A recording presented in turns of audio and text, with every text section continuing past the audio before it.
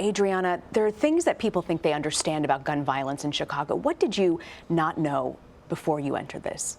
I didn't realize how normal it was for these guys to always carry guns. For them, it's a necessity. It's part of their way to survive on the streets. They say in Chicago, in these parts, for these people, if you leave your house without a gun, you are exposing yourself. There always could be a target on your back. They're always looking over their shoulders because the disputes that erupt between these small warring groups could happen without you knowing it. And so somebody could have a vendetta against you or against anyone you're associated with and try to go after you. And now in the age of social media, people are posting where they are, they're insulting people online. And so that's just really exacerbating the problem because not only are these disputes erupting online, but oh, by the way, people know exactly where to find you.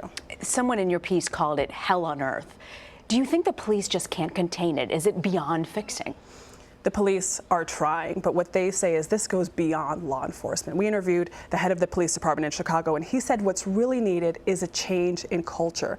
I asked him, I said, how can we have members of the community who say they don't feel safe unless they're armed with what's often illegal guns? He said, that's not a failure of law enforcement, that's a failure of society.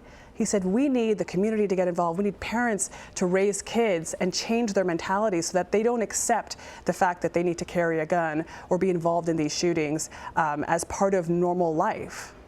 What was the scariest moment for you? I would have to say the scariest moment probably was, well, I wouldn't say scary, traditionally scary, but what was most, when I felt the most uneasy was when we were in a back alley being shown guns by guys who covered their faces, who were very friendly, but were also waving these weapons around and a bit boastful about it.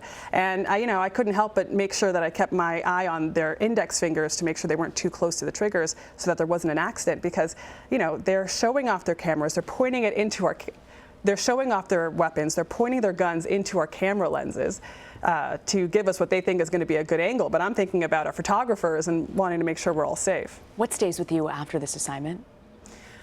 The personal stories. These are guys who feel like they have a bad lot in life and they're trying to do the best they can with what they have.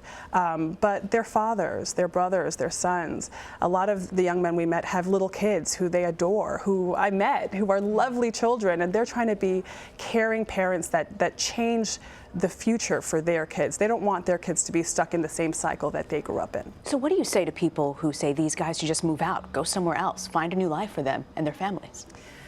We asked them that. We said, why not just pick up and change things? And they said, that's not easy. We don't have opportunities. Where do you live? You live downtown. I bet you live in a nice, safe neighborhood. That's not what we have. When I leave my house, I don't know if someone's going to come and try to shoot me because of something that my friend did that I wasn't even involved in.